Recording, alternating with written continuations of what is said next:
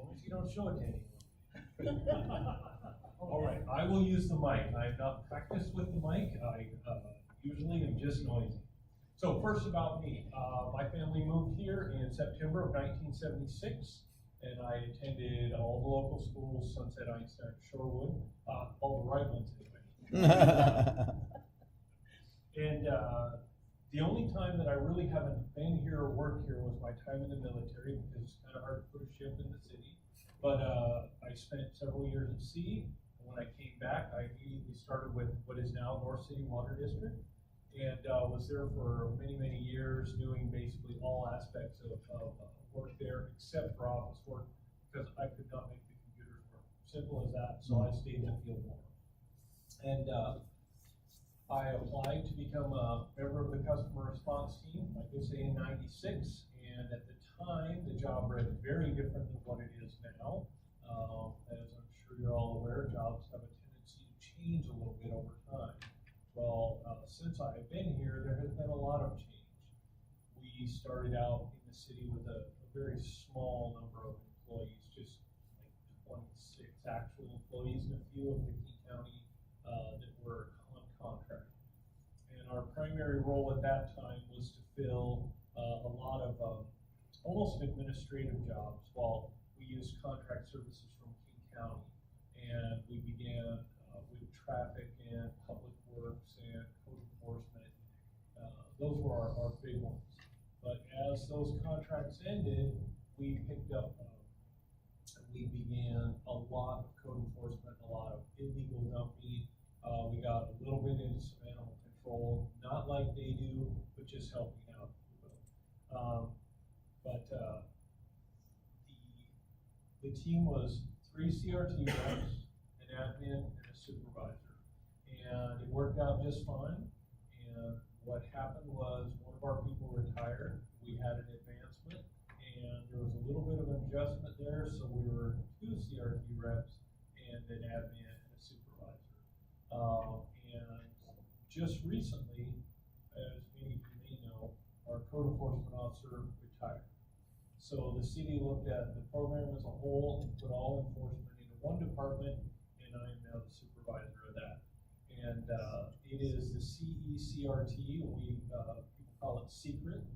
We tried it the other way of CRTCE, which I thought sounded like curtsy, so we went back to secret, and it sounded much better. But now we have all aspects of enforcement in our department. We've hired recently a new code enforcement officer, a retired Bothell PD officer, Ryan, and he's available if you happen to visit him. You have a question. What exactly is code enforcement? Basically, code enforcement is, you know, the house you drive by that has all the dead cars, and there's a goat on top of it. You know, the house that everyone points at and says, does the city know about this house? That's the most simple way to put it. We help enforce the city codes, keep properties in line. Matter of fact, I'll read you a slight list of what we do.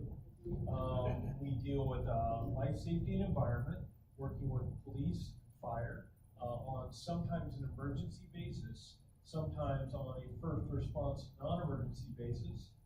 We do a lot of illegal construction, work without permit. You see it on TV all the time, referred to as flippers, and frequently flippers, they miss the permit step, and we bring them in and help guide them through the process, and then planning will issue the appropriate permits so they can then move on. We do, like I said, non-emergency police and fire requests.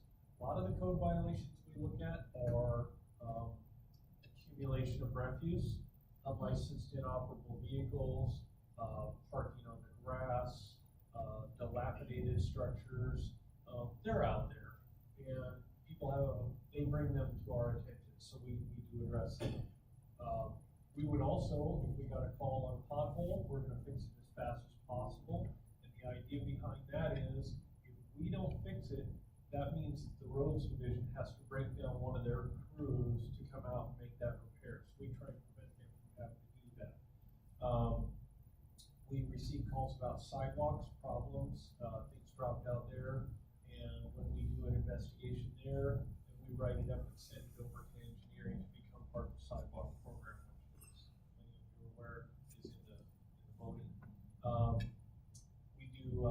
vegetation, frequently trees, line of sight, stuff just growing. Sometimes also trees just fall over. Our team is ready to go right now. We have chainsaws, equipment ready, well, quite honestly, 24/7. And trees never seem to fall at a convenient time. I don't know why that is, but we're ready to go. A lot of people think that it's their best way of getting rid of things is to dump them on your street, my streets, on the corners, and we get calls on these kinds of things, and we remove them. Faster you remove them, less chance they are of becoming that dumping spot. Lot of vehicle tagging. Vehicles that are there longer than 3 days are subject to tagging. Vehicles that are unlicensed, vehicles that have no engine, just generally inoperable, those are subject to tagging as well. If they fail to move after that, then we turn it over to police for towing as time allows. And as you may be aware, that's probably one of their lower items, but they do get to them.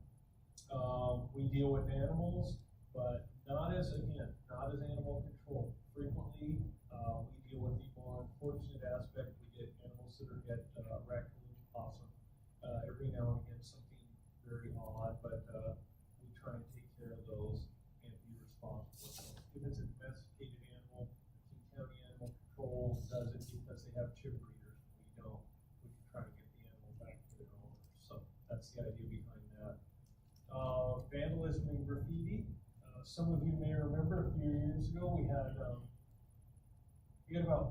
40 or so different tags going on in the city, and it turned out to be 21 people, and they were very, very rampant at painting everything they could, and we spent a lot of about 18 months dealing with just that, and one of our officers finally cracked it, and within 2 weeks it stopped. And they got a lot of names. One guy even went to jail for quite some time. And once a month we get a check for like $17, pretty much for the rest of his life, because he's court ordered to pay it back. So we also have that is part of code enforcement. We do encourage people to get rid of it as fast as possible, but as you also sometimes the graffiti artists, if you will, using that term loosely, want their stuff up there and they're back the very next day. A lot of times working at night. We do a lot of illegal signage. We really prefer our signs to stay out of the center medians of Aurora. First of all, we don't want people running out there to put them out there. And the other thing is those sharp metal ones, they go right through our irrigation system. Then they begin in the summer to irrigate where we didn't want them to. So we go through and we find it all fixed. So we try and keep those down. Illegal signage on poles down. It doesn't meet code. It doesn't meet standards. So when the wind does blow, they don't come down. A lot of homeless encampments, mostly in parks, but we do get some on the right of way from my team. What we do is we receive that information. We go out. We do a posting that says you need to remove your things within 24 hours. If they choose not to do so, we gather their things. City rules, we hold on to them for 60 days. We have a place that we do that, and then if they want them back, that's fine. And if they don't, on the 62nd day, because I never want to be off by a day, we get rid of those things. So, and then we're on 24 hours a day, 7 days a week, 365 days a year, and that is by design for emergencies when things do go completely wrong. Anything, car accidents, house fires, and we do attend those items. It's usually for house fires, it's talking to the homeowners afterwards, reviewing the structure, posting it for whether it's livable, not livable, guiding them in the permitting process.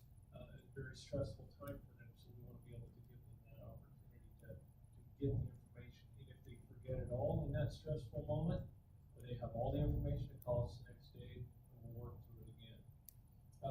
So it's a very short list of what we do, but when the phone rings, you never know what's coming in. The design being is we can be an ad hoc member of just about any team in the city to step in, help out, get things sorted out and move on without creating this big bump in the road, if you will. And, we found it to be a very effective method. No other cities really have it. I mean, Mercer Island has what they call a customer response team, but they don't operate like we do. And, I think it's a good way to go. For, some of you may remember there was an accident down 155th in Aurora not too long ago with a taxi cab. It was a fatality accident. And we had X amount of officers on shift. Well, most cities, those officers are gonna be there until the end of that accident, until it's all cleaned up, which took hours and hours and hours. Our goal is to get out there, get set up, relieve them so they can go back to the duties that they should be doing, let us take care of that. We brought in, once that perimeter was set up, a sweeper and blowers, and we had the road open in a very short period of time, or a shorter period of time, and officers were able to respond like they were supposed to. So,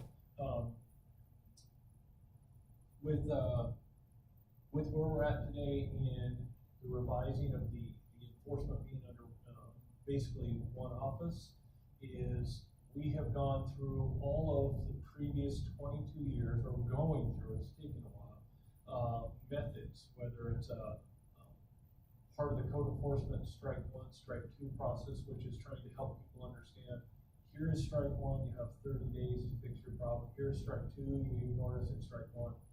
And then there's a notice and order process as we work through. We're going through, we're rewriting every letter. We're making sure that we are looking at, questioning every piece of the process to make sure it's good, it's efficient, it's fair as can be across the board, so everybody's getting the same shot. And with that, I think we're gonna see some real efficiencies. However, in doing all of this, it's creating a backlog for us. So, we're sticking to the council approved priorities, if you will. And we just know that we're gonna be behind for a bit, but the end result will be more efficient, cleaner process for code enforcement as a whole. I mean, the stuff we do with the dump couch, still a dump couch. We don't handle it any different. But the bigger things that go to legal, or when you're, taking enforcement or imposing fines and fees against somebody, you have to take those real seriously, and we do, and they should be, right? So, really, I don't have a need for 45 minutes. I'm happy to ask questions or answer questions, and just know that always, we're just a phone call away. So if you don't think of something now, that's fine, call me tomorrow, yes. So you started out by telling us how many people were employed in the CRT over history. How many people are employed now, or do you pull people when you need them? Oh, no, our team is myself, our admin Lori, who a lot of people have spoken to, Brian is code enforcement officer, and Dan and Rob are the CRT reps. So, but the nice thing about our team is nobody really cares about the who, the what. We'll all be sweeping, we'll all be lifting, we all do the same things most commonly. And Brian, who is that's not his job description, will come out and help us as well. So, he is more focused on the higher legal end of code enforcement, but he's not afraid to give his answer by any means. I got a question. Yes. There is on Meridian, out of 189, Okay. right side of the road, there seems to be, and I haven't taken a good look at it, an abandoned car with tarp over it. The Brown Station wagon. Yes. I went by it the other day, and it looks like it got hit. I'll make a note of that. Yeah, I can tell you all about the Brown Oh. Station wagon. Would you like the mic? No, I'm sure everybody would be more than interested to hear about this. I'm curious. I was going to church on a Sunday morning, and at the neighbors next door, there was a wrecked truck. The whole passenger front end was just basically gone, the tire was, and it was a mess. And I'm trying to figure out where it come from. I called my neighbor, he's like, what car? He hadn't looked outside his window. So we called the police and they came, but we ultimately found out that the vehicle, that truck had hit that station wagon up on Meridian and 190th, right south of 190th. Huh? There's two vehicles? Yeah. Oh, well, it hit the station wagon and pushed it about 3 parking spaces up the street into another vehicle. And then it ambled around the corner down our street on 190th. And apparently the axle must have broke right in front of my neighbors, but it came within 2 feet of our trucks on the street. We were so lucky. So anyway, that's what that deal is. And the poor car, I don't know what's gonna happen to it. I don't know, so the truck by our place was phoned in as being stolen, but what the word is, it belonged to an owner and his son was driving it or something. And this happened at 4 o'clock in the morning, and my block watch people, they were out looking around trying to figure out it anyway. So yeah, it was quite a story, and I don't know the end of it, but I feel bad for that classic station wagon. I don't know what's gonna happen. So that's the story. And I'm feeling pretty certain that the truck probably took it worse than the station wagon. Those things weigh, what, 50,000? So, are there other questions? Yes. You mentioned the big houses. Yes. What do they need permits for? That can range. What we see a lot of is people are going for, they'll go for the older houses, for example, where my house, if you walk into the living room, you have to walk into the dining room, you have to walk into the kitchen. The big thing now is what they call open concept. So a lot of these contractors come in and they remove all the walls. Well, there's a problem with that. They don't frequently, they don't engineer it correct. You need to have beams, you need to transfer load down so the ceiling and the roof stay where they were. And we have seen a couple where they actually made a great room in the basement and they sold it to a family. And about a year later, they came to us and said, our upstairs is starting to become our downstairs. And so yes, they had taken out all the support beam. That's the most common. They know they need it. Traditionally, we believe they do know, but we have on our website a whole series of question answer handouts on our planning site, and they can call us anytime. Also, another one is, it's very common, they add electrical, and L&I has a tendency to be a little more heavy-handed. Our old L&I inspector would not bat an eye at writing a very, very expensive fine, multiple thousands of dollars, if he felt it was going to be endangering, somebody, or I've even been there when he's had meters pulled because he felt it would endanger the system. So, yeah, the cosmetics, no problem. Your paints, your windows like for like, same size meaning, no problem. But when you start doing the big structural things, we really need somebody to look at that. It doesn't make any difference. Well, yes. Complaints about trees being cut down to your office. We do get those, and then that is a huge question. It can be anything from small trees, which require no permit on a flat ground, to very large trees on a steep slope, which absolutely no, not allowed. So that's pretty broad. But yeah, if you have a question, absolutely give us a call. Not all tree removals require permitting, but it's actually fairly common that it does. Anything over 30 inches definitely needs a permit because we like to track those. So, does that answer that for you? And how many trees can somebody take off? That's based on your lot size. So the larger the lot, the more you can take. And off the top of my head, I don't know off the top of my head, but I'll tell you what, I can call you if you're interested. But 3 a year, No, 36-month period. 3 in 3 years. Correct. Because somebody in our neighborhood took 9 trees one year, 9 and I think he thinks he's replaced them, I don't know. Replace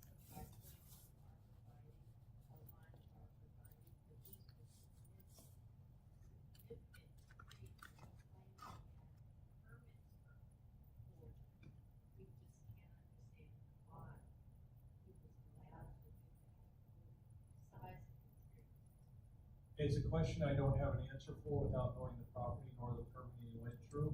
But yes, when you remove that many trees under a permit, you are required a replanting plan.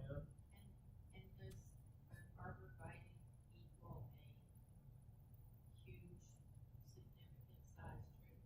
It doesn't equal them, no, but it's the beginning of a replant. And again, they do have a list that they're supposed to work off of, but that permitting is through planning, and I think I'd be reaching a little bit to I don't wanna make up But an your answer. permitting need also public knowledge? Oh, it's subject to public disclosure, absolutely. So you can, and I believe the website, you can look things up, from the outside, but I haven't found it to be as efficient. And I'm used to looking from the inside anyway, so I don't use it much, but if you're ever curious, you can always file for a public request, and that's fine, just make sure if you're not clear on what you're asking for traditionally, use the property address, anything associated with it will give you what you're after. But, if you call, try and help you out how we can. Just in addition to the webpage for the city has a fairly detailed description of what trees are allowed to cut down, what limits, what things you have to get permits for, what things you don't. It does have that. Is that your question, correct? And, no, it's trying to comment. Let's comment, okay, I couldn't hear it. I've been there, I looked at it, and it looks pretty thorough. Yeah, and the best thing we ask of people with large trees is they can save them, that's great. But that doesn't always happen. And sometimes it's directly due to development. You saw the one on 185th where they had two very large trees that they were supposed to save, and they actually did enough root damage on one where they had to remove it, which is unfortunate, but I believe they made an adjustment for that in the permit. So they were actually pretty upfront about it when they did the damage. Yes. Well, could, Ella, with her concern about the fish, could she call customer response and ask how to check that? Oh, yeah. Yeah, I mean, if you're asking for the actual documents, that's when you need the public, request. But if you're just curious, do they have a permit, we can tell you that. We're not trying to hide anything, we just, if you're after the actual papers, you have to go through the process. That's through the clerk's office. Yes. And you're saying that if you see something happening and you're wondering if it's legal, you can call. Yes, that's Like in a moment. correct. I have another question. So would your office be the ones to call if you're noticing flooding?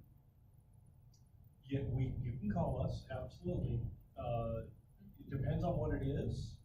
If it's private property to private property, we don't get involved there. But when you're talking about concentrated flows coming from city right of way into a property, if you see it or if it's happening at your house, yes, give us a call.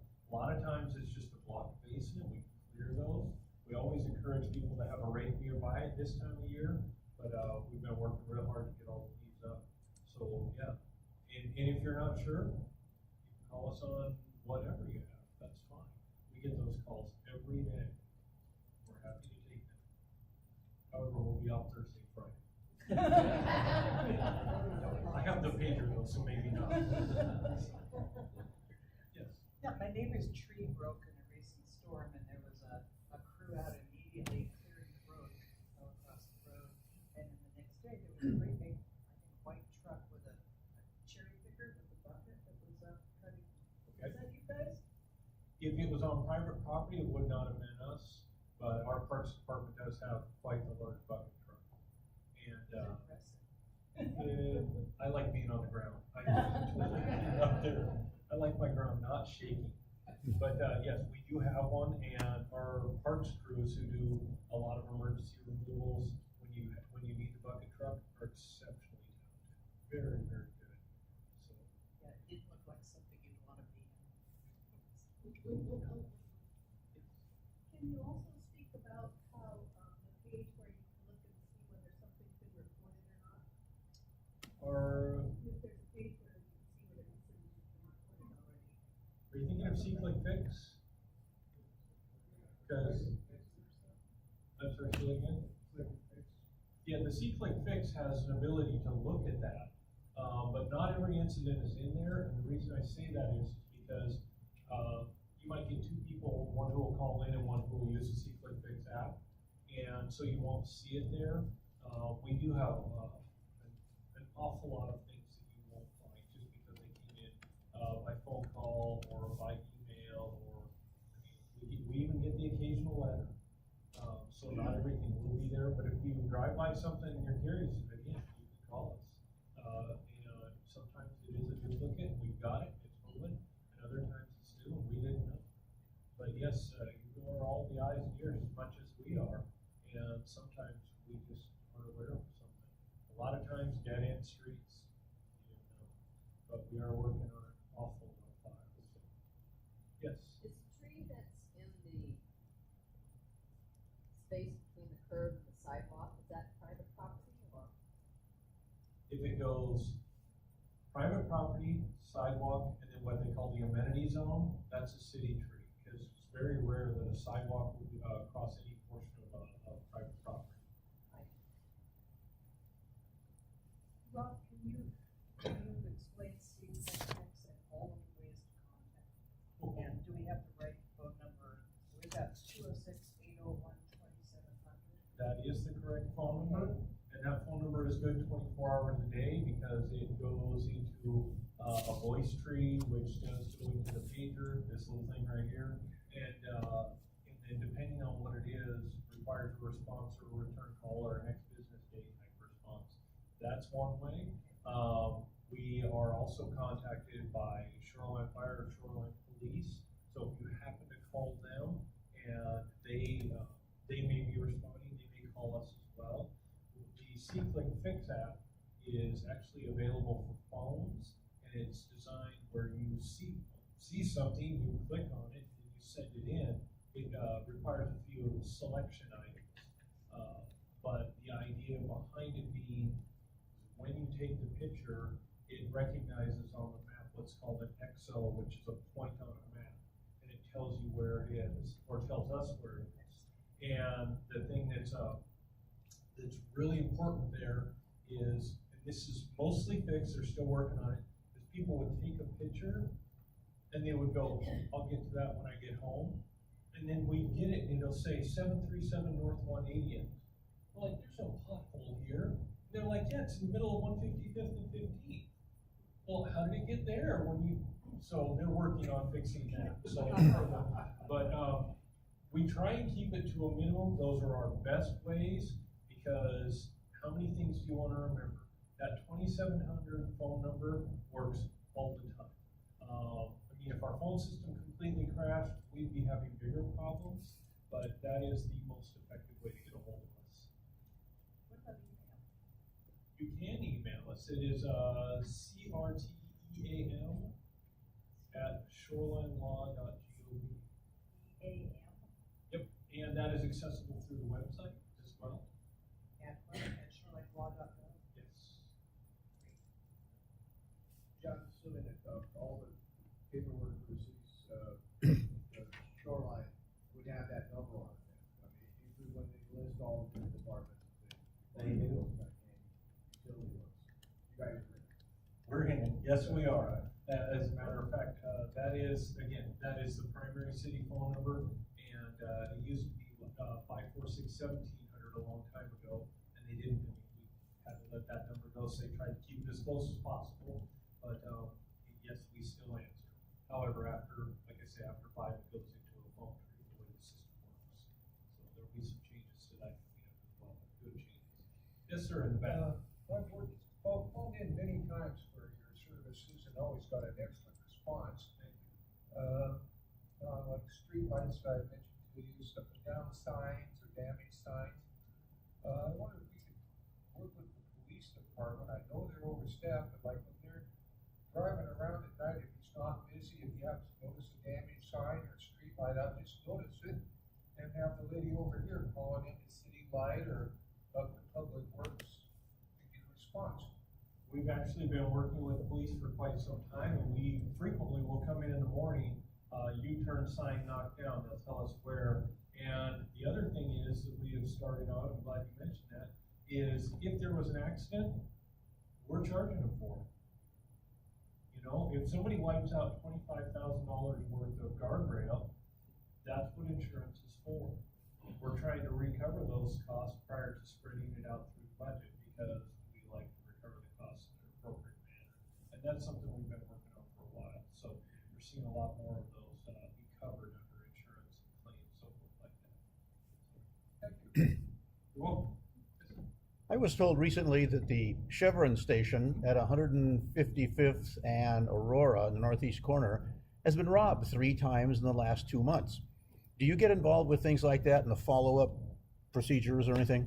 We do not, that remains entirely police. Ah, So okay. I don't have anything to comment there, but if you have questions, certainly contact our Shoreline PD.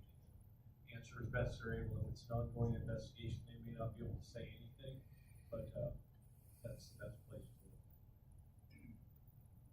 Yes. I noticed a few times in the governance magazine where it's mentioned that homeowners need to maintain a line of sight for like if they're on a corner or, you know, overgrown shrubbery, they're supposed to maintain that.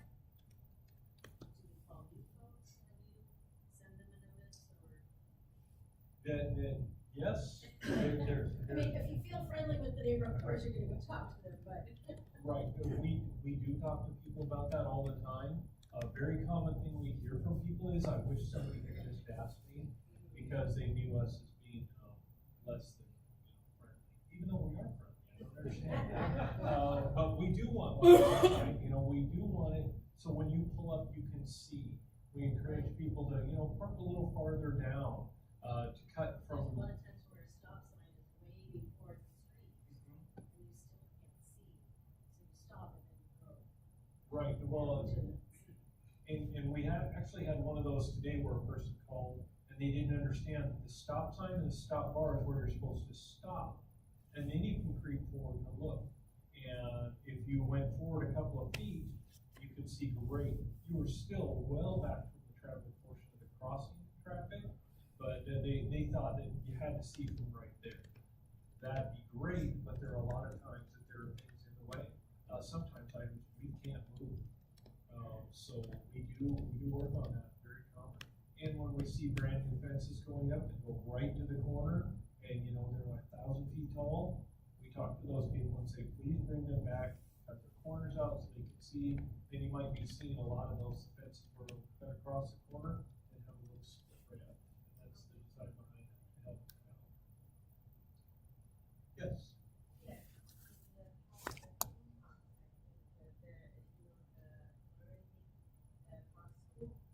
There, there's construction team over there, they park on the street, both sides.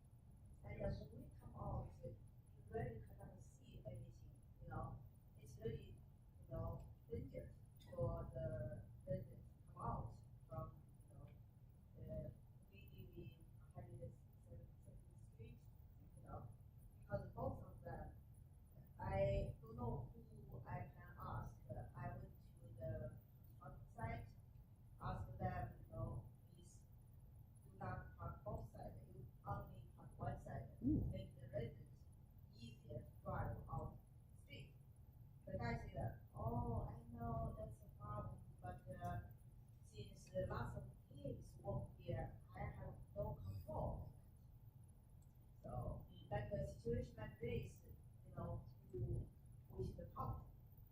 When there are violations of parking or But problems with there's no parking. sign on the street. No, I understand that. Things like too close to a driveway, too close to a corner, those are addressed by, police on emergency. Our team does not address that. I know a lot of times in a pre-construction meeting, they might bring that up as a topic of be real thoughtful and mindful of where you park. But a lot of the construction guys, gals, they don't as much. I'd like to tell you something different, but the best thing to do is if you see something like that, contact an emergency police line and see if they can have an officer look at it. It's not uncommon that they do, and I've seen a few citations go out, but we can't promise anything for police. Yeah, I think that even like that, construction, temporary, there, they should have a sign, on the street, not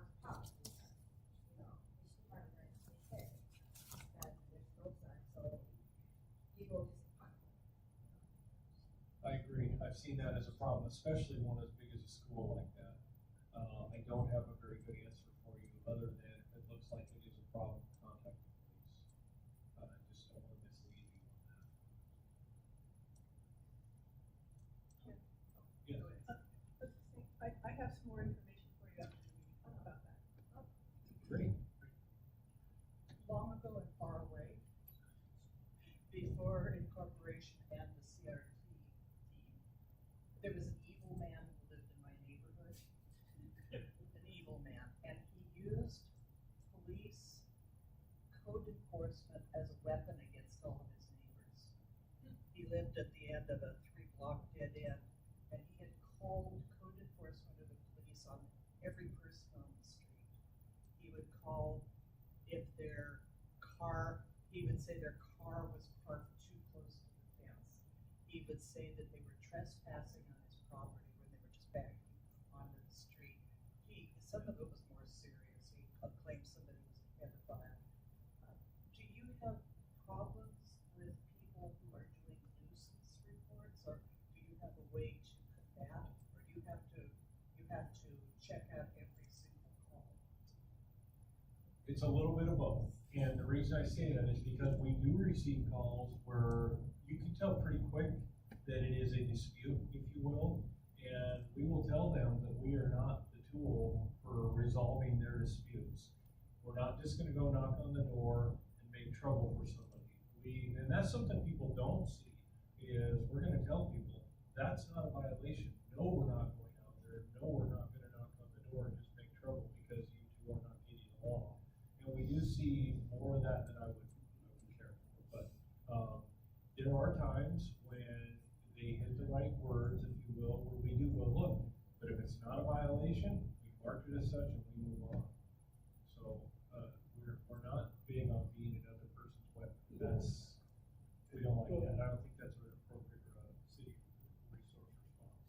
So if you were the subject of one of those investigations and you didn't know whether or not we had a code violation, you call you guys and you could probably sort that out. We do have people call us on that as well. So, and it's a resource, might as well use us, it's no problem. It's everyday people working at everyday jobs know their job better than I know their job. I'm hoping to know my job well enough to help you if you call me. And I think we do a pretty good job at that. The city code book is extremely thick, very comprehensive, and I've been doing it for over 20 years. And there are times I just like, I have no idea, and it takes me a few minutes, I go find it. You know, I'm learning it every day. So if somebody calls me, and I don't know, I'll find out. That's for sure. But I can't pull it all off the top of my head. I wish I could. Yes, May I offer something? absolutely. So I was gonna save this and just speak to you about this, but I just realized this might be helpful for other people. Mr. Marks?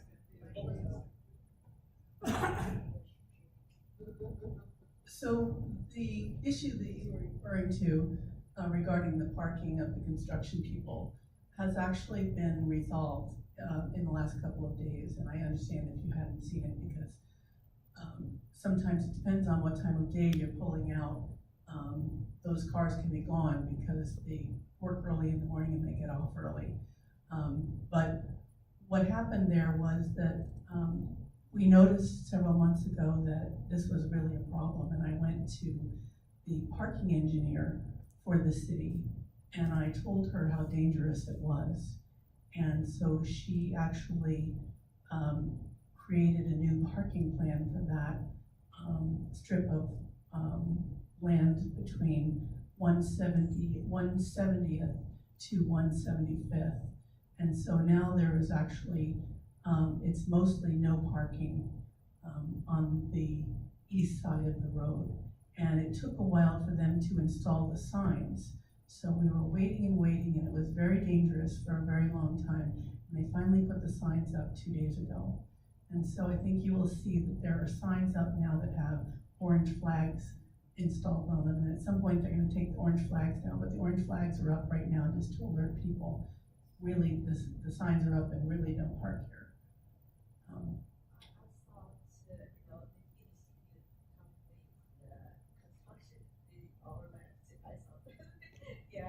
Yeah, no, they haven't completed the construction, it's the, Oh, okay. they put in the no parking signs. But it took quite a while for it, from the time that, you know, that I, you know, requested the new parking, plan to it getting executed, but it finally happened. But anyway, that is a recourse for people if you feel like, you know, it's impeding your being able to pull out, properly and safely from your corner. You can ask for a new parking plan, from the city engineer. Very good. If there's anything else, fine. If there's not, you remember tomorrow, that's fine also. But I do see two hands, so go ahead. I want to make sure I stick to my time as well. Who knew that I'd go so far? Yeah, if you deal with vandalism on public facilities, like public artwork, like the mural down First Avenue and down right or 104. I myself do not, but what, there was, some things that happened down there as a memorial. People had taken it upon themselves to express themselves in different ways. There was contact with the family. I personally went down there with another, couple of people, and we removed all of the burning things, because at that time there had been no rain, and we replaced them with, the flickering battery candles, and we moved them back away from the pedestrian poles so we could access those controls. And quite honestly, aside from the chalk on the painting, they've done fairly well at keeping that in order. I know that, one of the people in the city manager's office is working with the family to try and continue to resolve this, but there is a provision for memorials such as that to be in place up to 1 year. So, but they are working towards something that is more lifelong and, will be different than what is out there now. Correct. Good. I understand. But yes, in that particular case, we're aware of it, we did do some work on it, so. And behind you, the only. Oh, well, I just have to say that I can't say enough about the customer response team. And what you guys do, and like Bob, all my experiences have been great, and there's not very many cities where you have a place you could call about anything. And if you guys don't handle it, you send it off to the right resource. And we're so fortunate to have a one-on-one with your group. You guys are amazing, so I just have to say that. Thank you very much. I appreciate that. This would be a good time.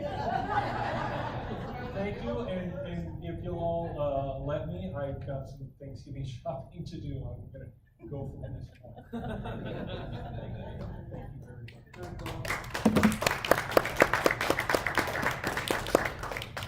So you had more to say than you thought you did. I've heard that before. Thank you. Okay, David, I think you're up. This is David Chen. He's a member of the Echo Lake Neighborhood Association, and he's on one of the city committees along with Bill Franklin from Meridian Park, and so he's going to tell us about it. Thank you to the Meridian Park and Echo Lake Neighborhood Associations for inviting me here. I'm really grateful to be here, and of course, tirelessly Constance, who's kind enough to serve the Council of Neighborhoods as well as pull up my PowerPoint, so I'm gonna delay until then. But just so you guys know me, my name is David Chen, as Diane said. I live in the Echo Lake neighborhood right off Burke Avenue and 192nd, and my wife and 3 young ones there, so we are very much in love with Echo Lake. And Shortcrest and Kellogg grad ran away from me. So go Scots. So notwithstanding, I am privileged to serve on the Parks Funding Advisory Committee. I have a lot of content, but I'm gonna try to boil it down because, you know, I have a little bit of extra time, but Diane will hook me.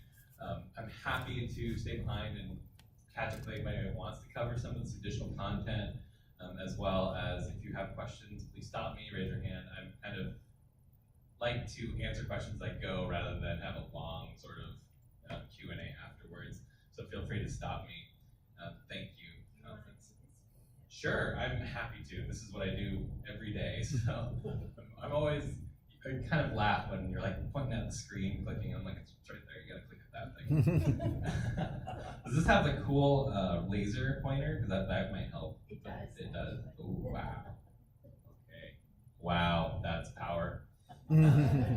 So thank you so much for having me all. I am on the Parks Funding Advisory Committee. I'm really privileged to serve on that. It's a volunteer committee that was commissioned by Debbie Terry, our city manager. And the purpose of the committee is up there, but just to boil it all down, we're volunteering for looking at how to fund the new parks levy. So the current parks levy is actually, yay for the city council, getting paid off early.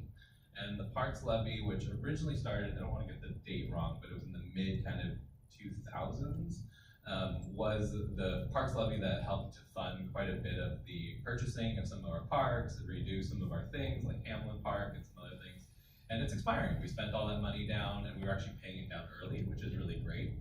So the Parks Funding Advisory Committee, commissioned by the city, is going to make recommendations with respect to how to fund this next park levy, and really what will be potentially on a ballot measure for November of 2019.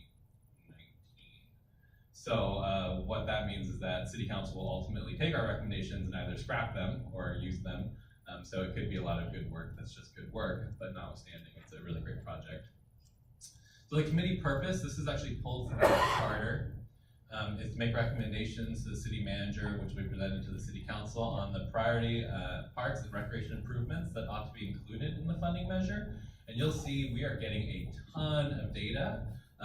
One of the great things and encourage all of your neighbors to do is to give me information or any of the Parks Funding Advisory Committee members information on things that you see or hear.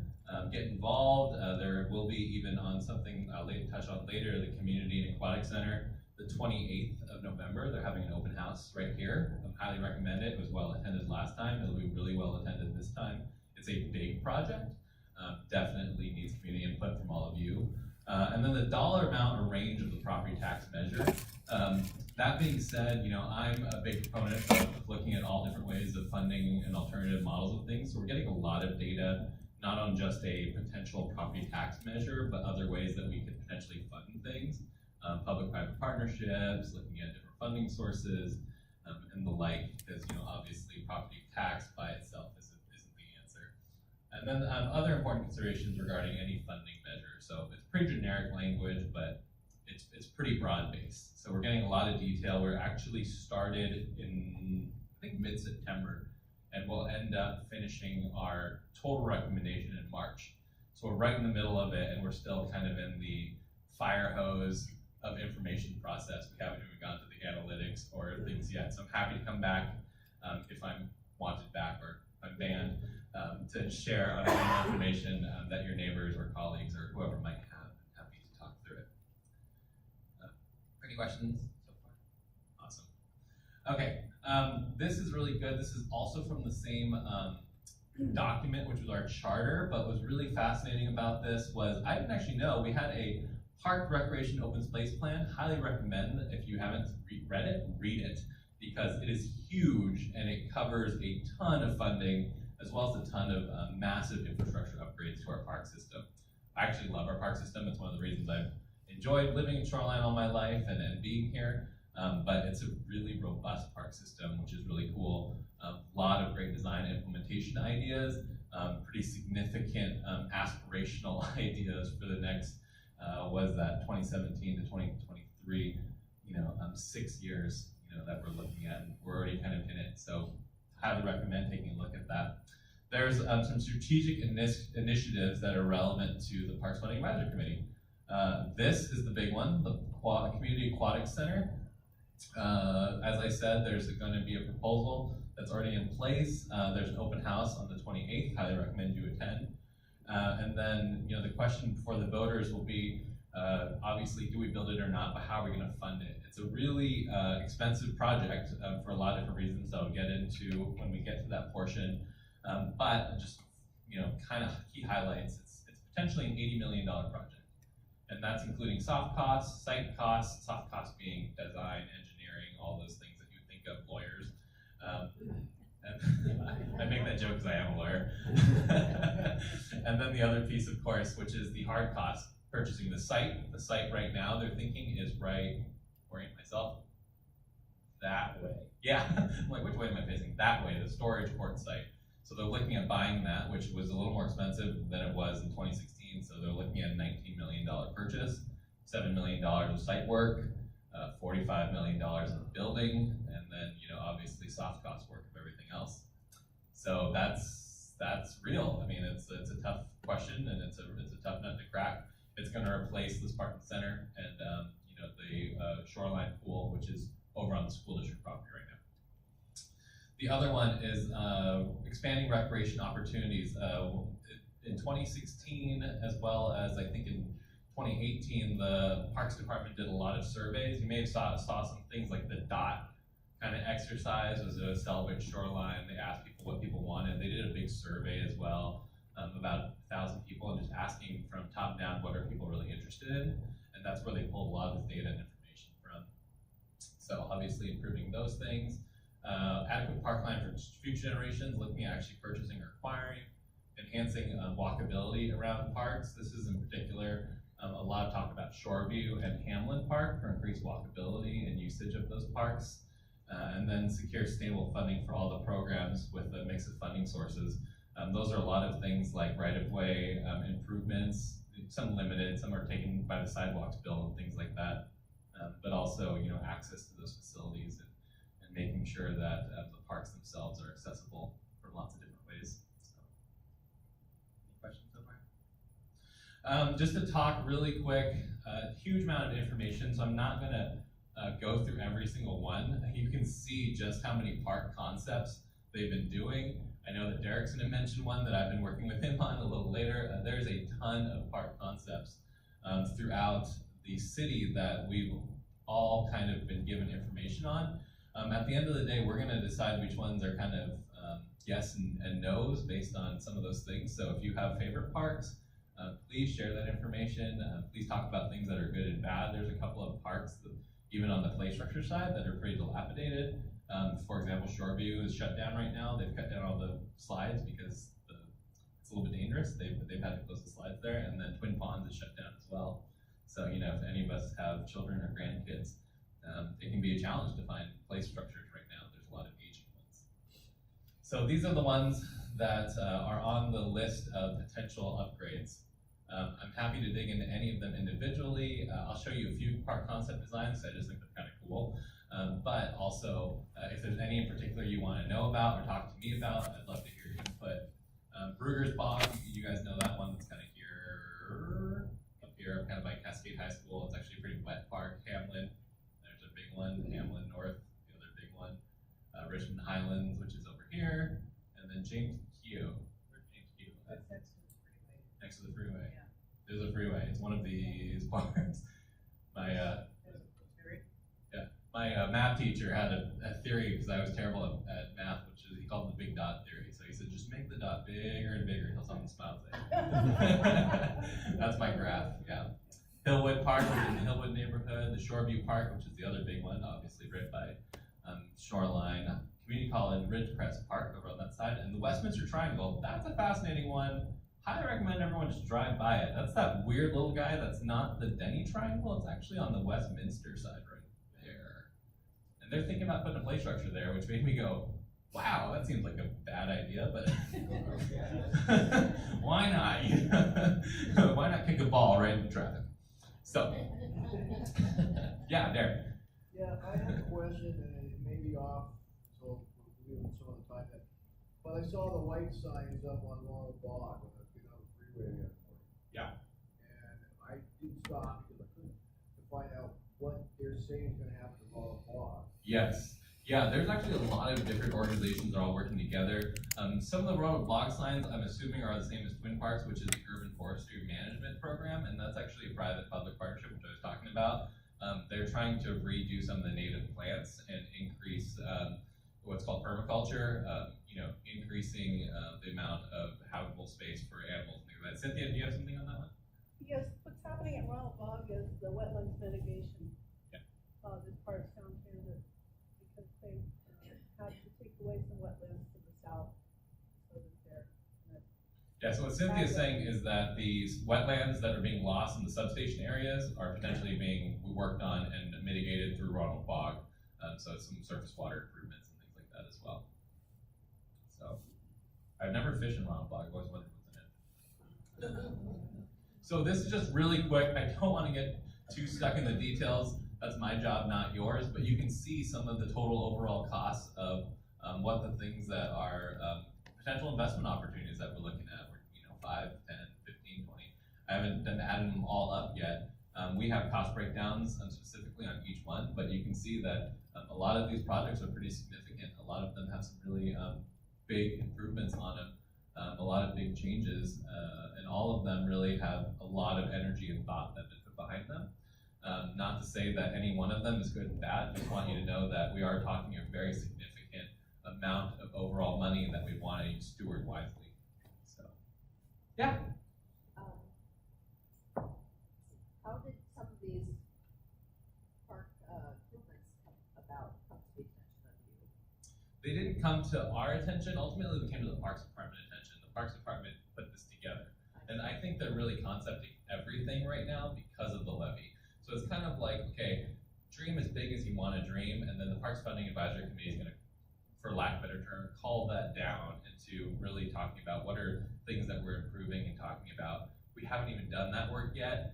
Obviously it's going to be a lot of things like safety. It's going to be a lot of things like usage, access by ADA, or accessing for more families that don't have means to get to private parks and things like that. So I think there'll be a lot of that analysis that goes on, but this was sort of the catch basin of all the parks type things. And this isn't even counting the aquatic center yet. Yeah. Yes, the question is Bowling Creek. That is technically part of Shoreview. Yeah. So happy to share that sign with you. It's a big, big park. But yeah, so Shoreview and then Bowling Creek are kind of tied a little bit. One of the things that people have talked about too is dog parks. A lot of people are really interested in improving our dog parks. So that was a Shoreview ad. So, yeah. Go ahead, Gidget. Park at Town Center, yes. I highly recommend you Google that. Park at Town Center Shoreline. We're talking about the strip that is right here. There we go. Yeah, and they're talking about potentially improving everything from 175th all the way to the north end of Gateway / into 192nd. And actually putting almost kind of a day market, farmer's market type deal, water features, walking paths, better stormwater, better surface water retention, pollinator gardens, things like that. Yeah. Better trees, yes. And obviously a lot of, yeah, and a lot of things, that they're trying to decrease is, loitering, things like illicit sales, things like that they want to mitigate, and that can be done through improving them. So there is a site already live on that, Park at Town Center Shoreline. If you Google it, it'll show up. Yes, sir. So I see acquisition costs of $45 million. I don't see maintenance and operation costs or any long-term planning costs. Yeah. It's nice to have parks, but if you can't maintain the parks you have, you're going to have the same problem over and over again. And I'm really concerned that we're embarking on this tremendous park buying, and we're not going to have the money to actually take care of it. Yeah, as am I. Absolutely, and I hear that. I will say though, as it's been told to me, this is the CapEx side, so not the operations day-to-day side. I know that they also have an operations budget that they're thinking about. If you're going to really compare what's the best value, Right. you should know Right. how much it's going to cost to maintain it, because you might pick on their, say, Hoover's Bog is your favorite. Right, It's yeah. the most expensive. To keep going, yeah, that's a good It might point. be better to pick up 2 or 3 of the other ones. Yeah. To me, you've left out some really important data for you guys to see. That's really good. I like that. Makes me sound smarter when I go back. So yeah, that's a really great one. How much are these estimated full costs of the upgrade itself? How much is that going to cost to continue to maintain professionally and at a quality level over time? Yeah, That's it's really about good. 50 years, not 10. Absolutely. Yeah, especially when you talk about the aquatic center and things like that. Yeah, and that'll never pay for itself. It won't. Yeah. We all know that. A lot like tourists. They do operate on profit. Really? Yes, they do. Wow, does it actually hit One like of their the few. CapEx? I think there's 2 in the state. Wow, okay. We have something to aspire to. Okay, So I'm not gonna go through all of them, but you can just see what we got on our side. So the information that we received from Parks was like something along this, is like, hey, this is designed for Brugers that we're thinking about. I'm not orienting myself well.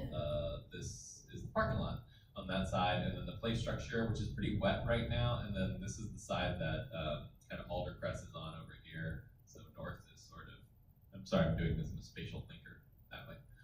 But you can see that a lot of things have to do with, obviously, increasing stormwater, drainage, things like that, and making sure that whatever the things that they are putting in, they feel like are sustainable over time.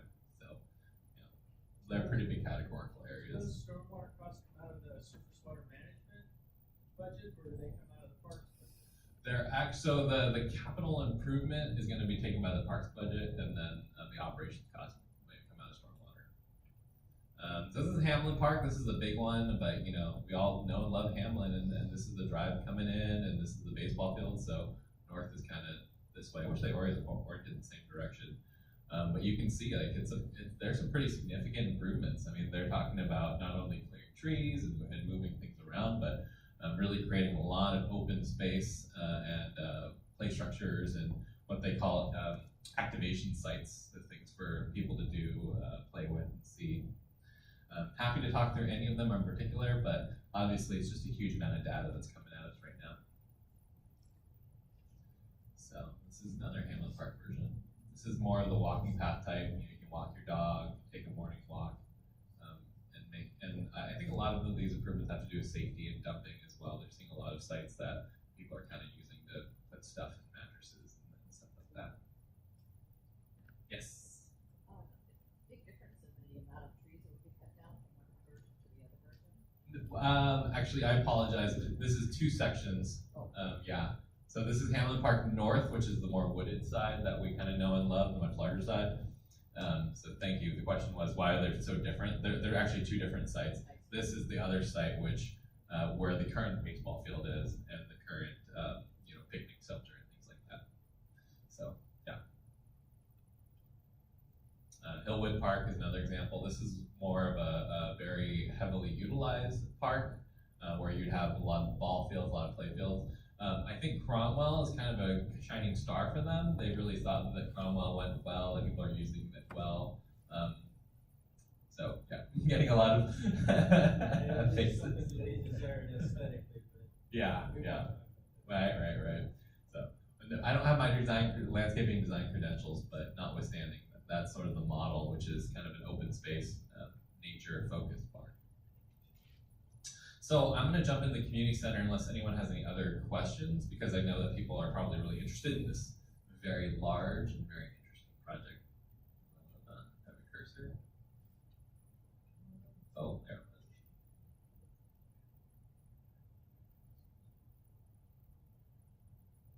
was. So the Community Aquatic Center, just to orient everyone, last meeting that I was at when we talked about input on the Community Aquatic Center, it is, aspirationally speaking, a bit of a, well, like I guess that, Constance, do you think you could help me duplicate that rather than play as a slideshow? Thank you, Constance. The idea is, of course, the fact that, just on a big picture, that about 2017, 2016, they decided that the shoreline pool really was on its last legs. It was built in '71 for the high school, and the biggest infrastructure upgrades that they've had in the last 40 years are changing the Title IX women's restrooms to be an adequate size to actually be used. And so, notwithstanding the joy of that, and then Constance, if you can actually, Ask you to move a little bit. We're recording here. Down. Just a little. Thanks. There was a picture of it. That's kind of a concept. Maybe I missed it. No. So bad things. It might be on the committee aquatics project page, or maybe no, that's us. Never mind. That won't be the right one. So what they decided is, because the city does not own the land that the current buildings are on, and that current building is not sustainable for the next 30 or 40 years, they wanted to look at this idea of building a community aquatic center. The community aquatic center, they don't have a lot of data up yet, because I think they're trying to get community feedback first. It's about a 60,000 square foot building. It would be both the community center, it would be kind of the cardio, weight room, Spartan Rec Center, and it would be a full leisure pool and lap pool. Sounds like the diving bell situation is kind of up for grabs. So I know that people love to dive in those pieces, but they're trying to figure out if it's possible to make that work. So the project itself is kind of a conglomeration of taking the things that are already at First and Meridian Park. Well, not First and, what is that road? 185th, like two parallel roads, that's not gonna work. And moving everything here. And what they really wanna do, obviously, is turn this long-term into the kind of the heart of Shoreline.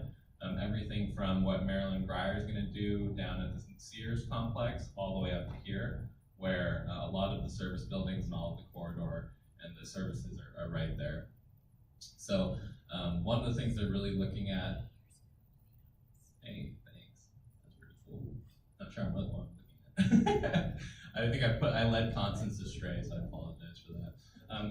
I only have a hard copy of it. I'm happy to share it with anybody. The way it really looks now is if you oriented ourselves this way, it's a north-south building with parking on the back side, so away from the Midvale side, so you turn off the Midvale to get into parking. And then the access points would be on both sides. So the parking access would be on the back side, kind of the way Shoreline is, or Shoreline City Hall is, and then the bus stop access, as well as the bike access and the inner trail access would be on this side coming in. So there'd actually be sort of a central hallway like we have here in the building, and then a really long spine hallway that would split the building in half between the community center and the leisure pool and the lap pool. So it's all really up in the air right now, and we'll get there when we get there. But yeah, I'm not sure. I don't think that's the building. Surely it's not. Yeah, sorry. So anyway, apologize for that. We'll see where it goes. Any other questions? Hey, yeah. This aquatic center, should it take the place of, and they're gonna do away with the pool at Shoreline, in Spartan Gym also? Or is Yes. that's all school district property, so they can do what they want? It is all school district property. They have an interlocal agreement with the school district, so the city runs the program and the building, the Spartan Center, and the pool building is actually owned by the city. Right. The Spartan Center is actually owned by the district. We all know that the district land is probably some of the most valuable land in Shoreline. With the substation coming in, they have given no indication of what they plan to do with it. I would assume that it won't be school district land forever, and that's one of the impetuses is, why build on what you don't own? And the pool, so I said the last retrograde was about sort of this serves useful life. Yes, yeah. So the last thing that they kind of weighed was they could put about $22.5 million to get it to live another 20 years and keep it with what it is. It's pretty inefficient, has some real environmental challenges as well. And then what they decided was let's go with something that's more sustainable long-term. Obviously a little more costly, so that's the trade-off. Yeah, highly recommend as much gaze as possible. Yes? So, I'm a little biased, but last year we had a big fire, not big, but a damaging fire in the restroom at Echo Lake Park, right Yes. before our annual picnic. Right. So it was not useful restrooms, power and all that. Well, it got remedied with a honey bucket. Remedied, and mitigated. a generator. Okay. But I haven't, and I don't think it's part of what you're doing, but I wondered in your conversation if you heard anything about what's going to happen about that, because the restroom is a hard thing these days with activity that goes on there. It's not in a good location. The city light right away, they tried to move it forward towards Ashford. They were not able to do that. So I'm just wondering if you heard anything, because the honey bucket got stuck put in it. We had to clean it right before the picnic. Oh my We goodness, didn't yeah. use it. Well, recognizing your biases is the first step, so I'm glad that you've done that. Anyway, have you heard anything? Yeah, I haven't heard anything specifically about the Echo Lake play area. I mean, my kids use it every day, so obviously I recognize my biases as well. I will say that they are really looking at the entire corridor, because just think of the interurban as kind of a big vein that ties the challenges down here to the challenges up there. And so people walk it, people are going to use it, and some of them, will be more more responsible with the common stuff than other people will. And I think we need to address that in a bigger picture, right? Because at the end of the day, we're just talking about this Aurora corridor that still is challenged of what it is. And we're doing a lot of really good things on it, but I think that's the big picture idea, is how are we gonna make this whole corridor work? If we put amenities, you know, I mean, talk about one bathroom on the end of that corridor, there's gonna be one here, one at this community center, one at the pocket park, and then one at Echo Lake. I mean, that's a lot to try to enforce and police people using correctly. So I It's an think. expensive fix for it, for the melted the plumbing, for the wiring, it's a big deal. Yeah, I still don't know what happened, how it started or whatever, right. but the result is the same. Yeah, and it goes back to the other point, which is how are we gonna continue to fund things that we build? I mean, we can build the nicest things in the world, but if we don't have, 10% coverage of making sure that we have enough funding to keep those things that are destroyed or demolished or. And the Parks Department and staff take care of it. Absolutely, yeah. Cynthia, Thank you, David. thank you. I'm being hooked. May I ask one, may I ask a question? Yes, of course you can. Diane knows where I live, I need to be really cautious here. In the aquatic center design, was there ever, and the community center aquatic center design, was there ever any talk about having artist studios or any sort of art rooms? Yes, there is an art room in the current design. The one thing that's a little bit sad, it's just disappointing that is there's no community, the senior center doesn't have space in it. And so the senior center still is gonna live on First and 185th, and they're trying to figure that out. There will be public art as well. Actually, one of the things that's not capitalized in the investment opportunities is public art. That was one of the, part of the pros plan as well, and how we support that, so. Public art, you mean a piece made, a physical. Right, so interpretive sites, things where you, yeah, but there is an art room that's planned in the, I don't know to what extent it has kind of the higher end pieces, like the kilns and lockup rooms and things like that, but I can ask that question. Okay, well, I just would like to point out that, for Shoreline to really have a more thriving art scene, we need to have, affordable housing for artists, we need to have galleries, and we need to have art happenings that, are created by the artists that live here in Shoreline. And we just don't have, like, the ground for that. Yeah. And so, I just wondered, because I heard a long time ago that Commonwealth would have more of a robust, studio space kind of situation for artists. So it's nice there's going to be an art room. Yeah. I'm hoping that this Parks, Recreation, and Physical Services is going to support more of the, gallery space. Yeah, I appreciate the choir on that one. I hope Marilyn Greer thinks about that as well. Yeah. So it's called Community Aquatic Center, and it sounds like it's bigger than just a swimming pool or the aquarium. What was the decision made, how was the decision made not to have a senior center there, part of that community center? Yeah, I don't know what decision ultimately was to remove the senior center. Unfortunately, I would say that the three predominant parts are the gym rec, which is two massive gyms, well not massive, but two full-size gyms with a track around the top and weight and cardio. Probably about 15,000 square feet of community space, so community rooms for rent, art space, or maybe it's a studio space. It's a really great question I'll have to ask. And then kind of actual community type spaces for ballet classes, yoga, all the really wonderful dances and things that we do. And then the actual leisure pool and natatorium.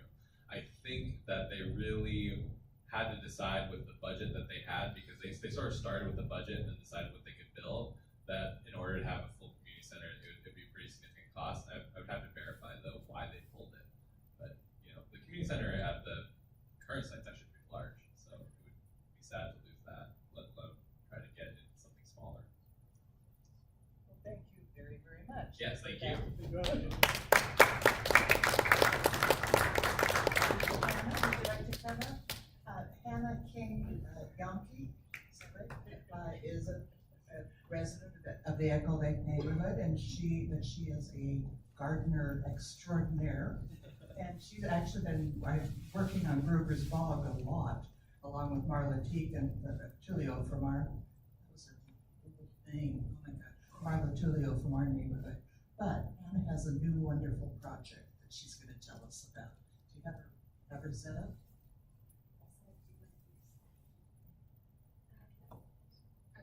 I can see her while we're waiting. You're saved. Hi, thank you, David. So just to start out, I'll give you a little bit of background information about myself. My name is Hannah King Yankee, maiden name Hannah King, went to Echo Lake Elementary, Einstein, Shorewood. Been a Shoreline resident for 30 years, moved away for university, came back, bought my mom's old house, so my childhood home, so it's cool being back, kind of weird, but I don't mind. Me and Wes and Diane are actually neighbors in the Northridge area, which is right across the street from the Nile Golf Course, right off 205th.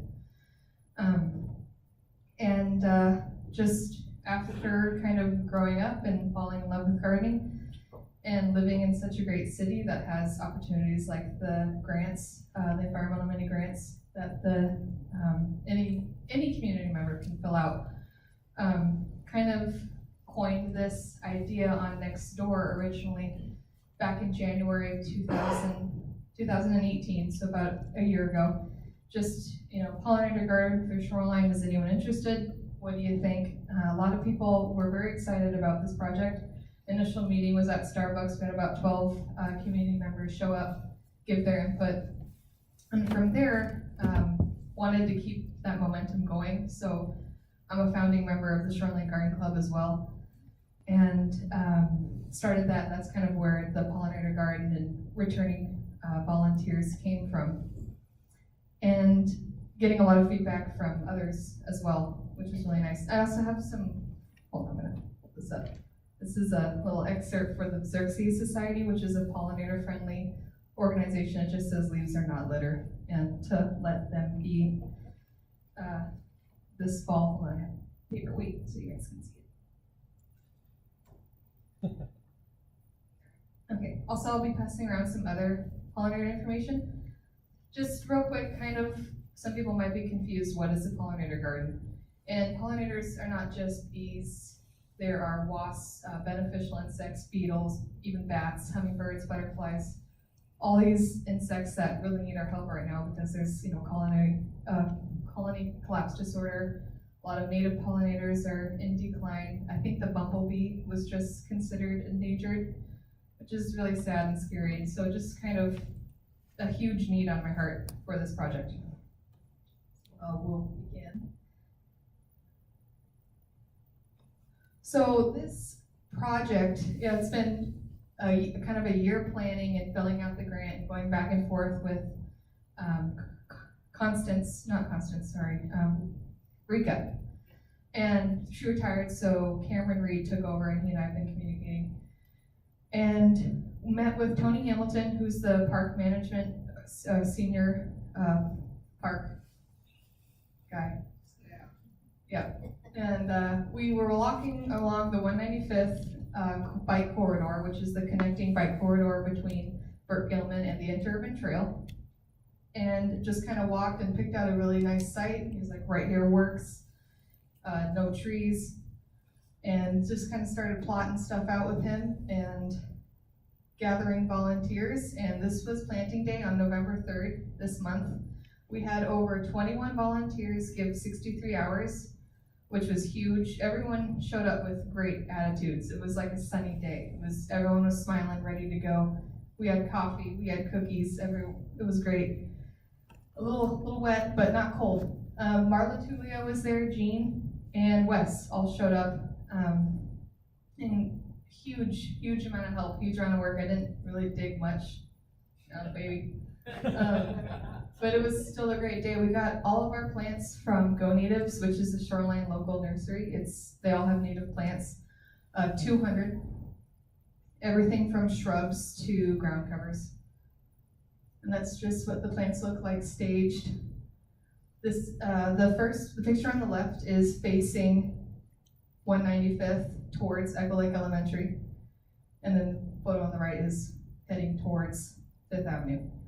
And yeah, this was just planting, everyone's digging holes, having a great time, getting dirty. We're laying down compost, mixing it in with the soil, trying to give those roots a boost for the winter. So when they bed down for the season, they'll grow really vigorously. And then by next spring and summer, hopefully, I'll probably go out and water a few times because our Mediterranean summer is super droughty.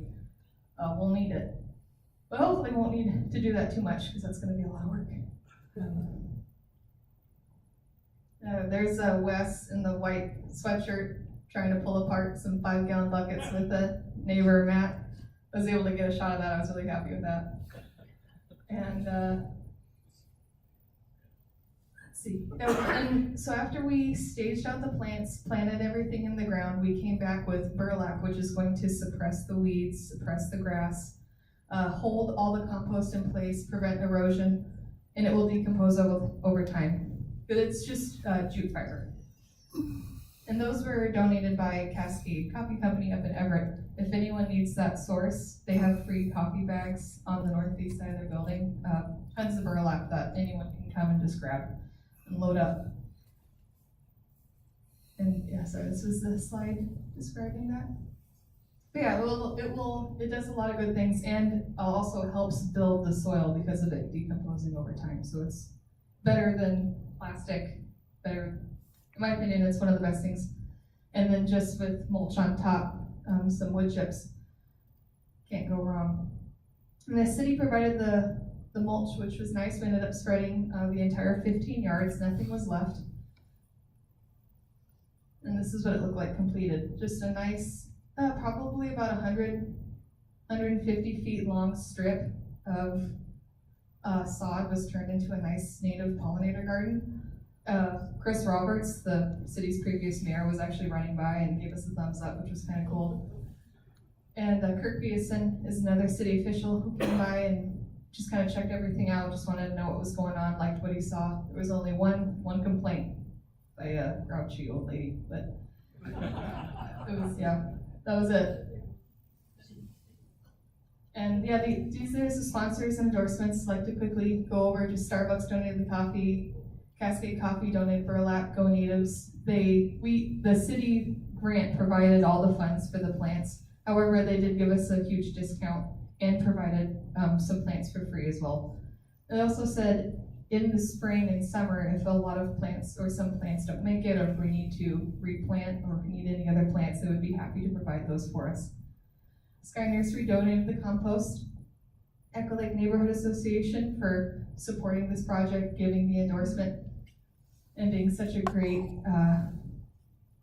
marketing. They just reached out a lot to the community, which was really nice. A lot of people came that day because of the newsletter that goes out, which was nice.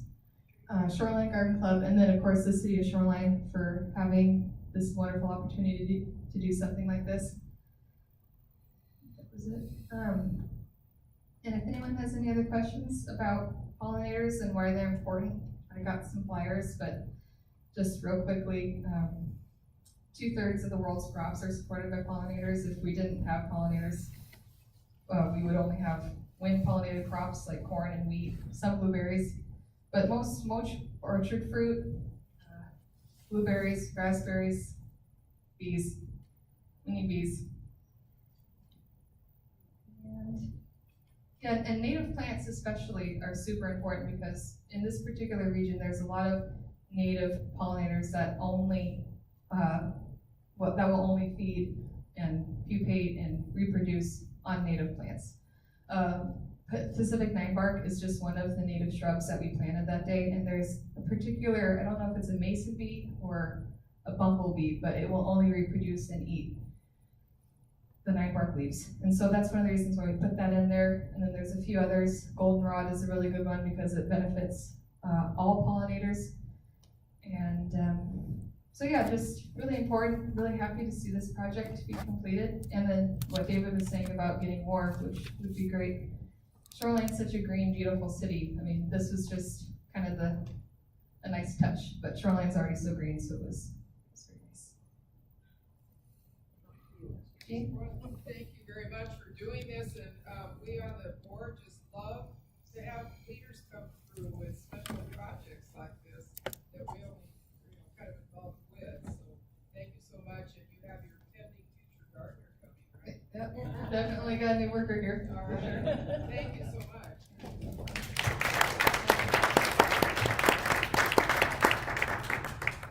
Yep.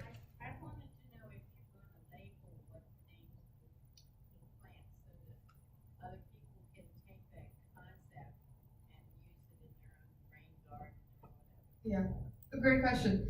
Yeah, we actually had quite a few volunteers get really excited towards the end of the day and give input and be like, oh, this needs a garden bench right here because people need to stop and enjoy it and need a kiosk to have all the information. And if, may not be me, but if there's another grant that we do next year, we were hoping to do like a kiosk to have like an explanation of everything. What is this? Why is it important? Plant ID. And maybe a dog poop station, because there was a lot of dog poop. We were trying to work around like a black bag station, garbage bag or something. But yeah, that is hopefully phase 2. Are you gonna need another work party? Yeah, yes, maintenance too. Hopefully the burlap and the mulch will suppress a lot of weeds, but they'll probably be intermittent, like grass pulling and weeding from here on out. Haven't thought about that yet, but that will happen.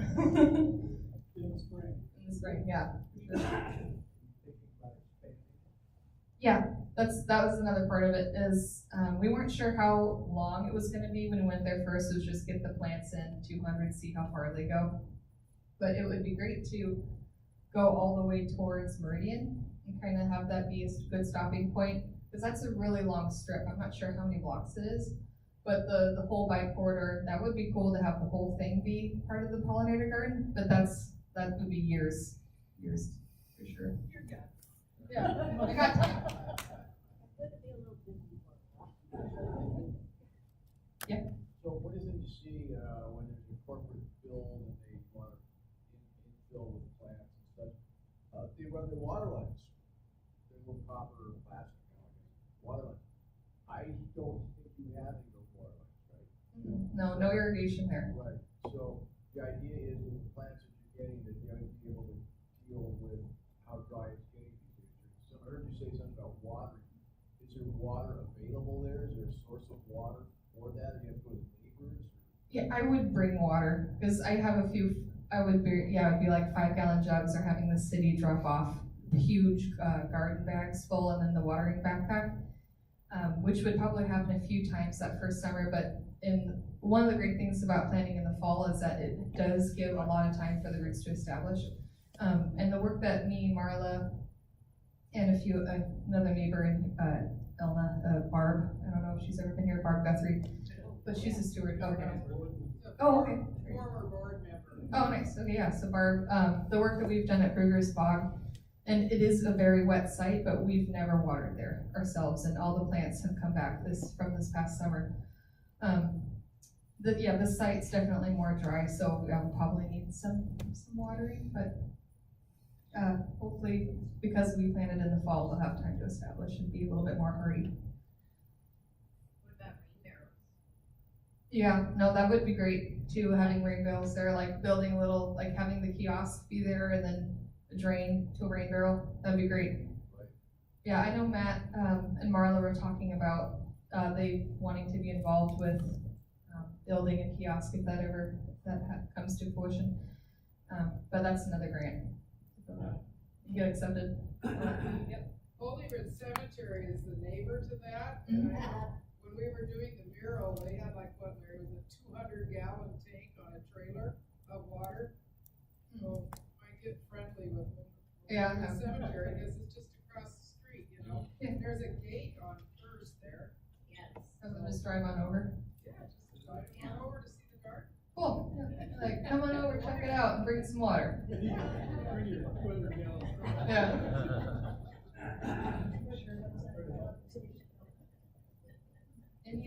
questions. And if anyone has or wants any more information, Shoreline Garden Club on Facebook, be happy to message and they will reply. You can talk to me. I can leave contact information. Also, if anyone is interested in native plant galleries or why pollinators are important, I can pass out some forms. These are not mine. These are from the Xerxes Society and King Conservation District. So thank you. Thank you, Hannah, so much. We're very proud of you. 2 weeks, 2 3 weeks, yeah. Thank you so much. We love this project. We want more. Okay, Derek, you got 10 minutes. All right, short. Here, take the mic. Come on. If you don't have papers. Derek is also a member of the Echo Lake Neighborhood Association. Yeah, for those who live around the neighborhood here. Yes, That's sure. me. That's Phil Donahue. It's Phil Donahue, our. For those who live in the area here, you know that if you walk the trail, you come to the 192nd, there's a crossover from the Park and Ride, and you go up to get to the Midvale, which goes by Sky Nursery. If you look east, you'll see trees and a lot of brambles. And that's been, I've lived around the neighborhood for like 20 some years. And that's been a part of the neighborhood that's just not had its time yet. And after a little bit of David has been working with me on this, after going after the city light, I got directly involved with city light, and they said, well, give us a proposal. And that kind of stumped me because I wasn't sure what that meant. City Light in Seattle has a P-patch program, which is very established. We have Dig in Seattle up here, which is sort of established. And it's got its own little thing, and I've gone to some of the meetings, met the people, and they got great ideas. And I kind of started putting things together, and I talked with Eric Friedli, who's in charge of the parks, and in the spring, because that piece of property is kind of a homeless hang during the summer. And if you go in there and look around, you better have combat boots, because there's all kinds of questionable garbage, including needles and syringes, all, you know, it's just not a good part of the trail. It doesn't reflect shoreline very well. However, I'll pass this out and look at it. Eric got one of the people at the, keep talking here. One of the people on the staff with the city, I understand, is an architect for parks. And basically that's what this is. This doesn't really reflect what's going to happen there, other than the fact that the city is going to step up and do something there. And so we'll work with the Echo Lake Neighborhood Association is kind of our official backer, and Dig in Seattle is another official backer. Dig in Shoreline, there we go. I keep this right. It's our side of the church.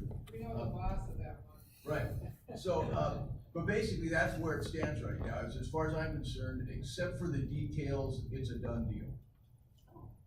The details are huge. So, you know, I'm really glad that Dave's well aware of how much it costs to do these kind of things, because it's very intimidating to consider that. So it looks like it's gonna happen sometime then? Well, from what it was this spring, yes.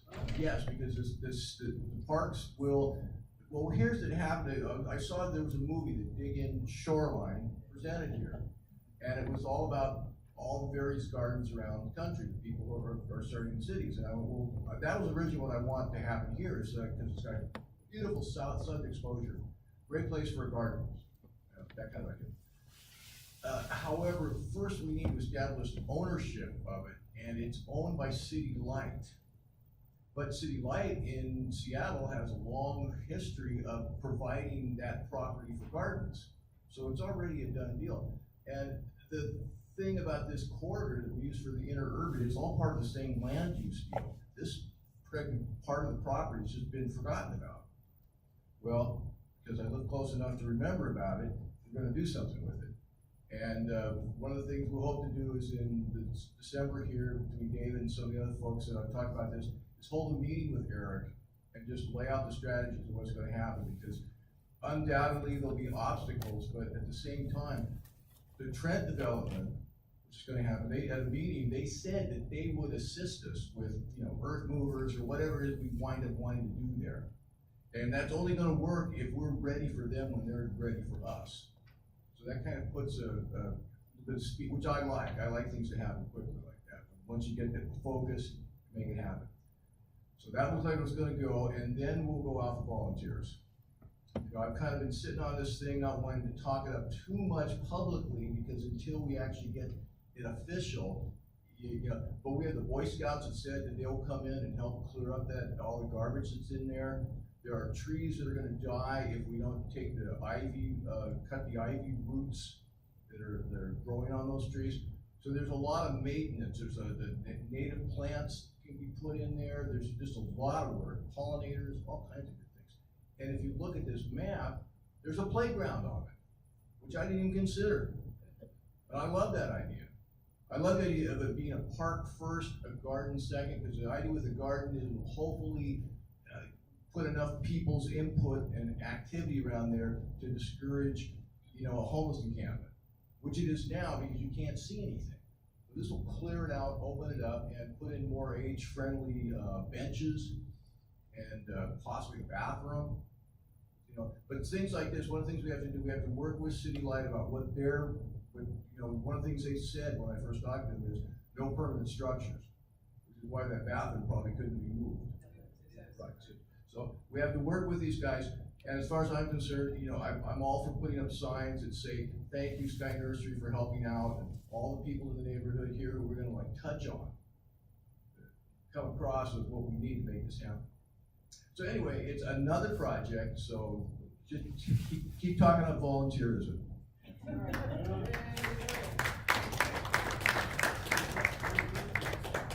Derek, you've done a wonderful job of networking with people and talking to the right people. Well, I'm finding Well, very yeah, big it part. helps to have an attorney on Yes. on your neighborhood blog. No, you guys have done a great job. We're really pleased. I'm proud of you all. We're all proud of you. It's a wonderful project. Thank you. Okay, anything more for the good of the order? In that case, thank you all very much for coming. Have a wonderful Thanksgiving. And for Echo Lake and Meridian Park, we'll see you in January.